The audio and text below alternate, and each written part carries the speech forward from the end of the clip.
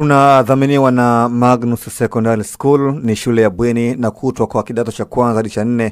Ni shule bora yenye mazingira tulivu ya kujisomea. Habari njema kwa sasa ni kwamba Magnus wanatoa ufadhili wa ada ya masomo. Ni vizuri ama ni vema mzazi ukampeleka mtoto wako Magnus Secondary.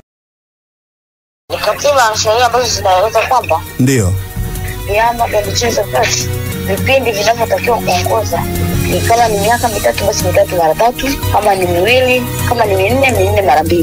Hiyo ndio inayotakiwa. Lakini nitakuja kukupa mawasiliano ya msajili ili aweze kukufafanulia vizuri kwamba inatakiwaje, lakini ndivyo inavyotakiwa kwamba ni 4 mara 2 na 3 mara 3 basi. Na hakukuwa na mabadiliko hadi kufikia hivi sasa? Hakuna mabadiliko yoyote. Kwa hivyo vyama vyote vinatakiwa vizingatie hilo.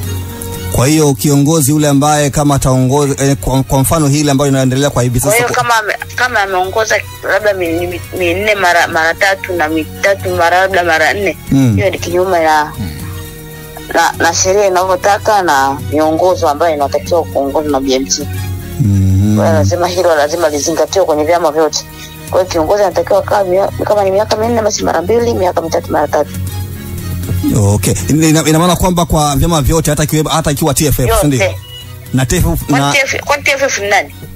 Okay. TFF chama kama vyama vingine na vyote, hakuna chama kikubwa kwetu, vyote viko sawa.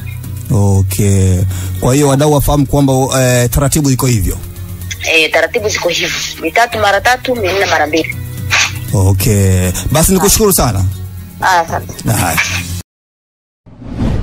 Usisahau kusubscribe kwenye YouTube Mwandike Digital.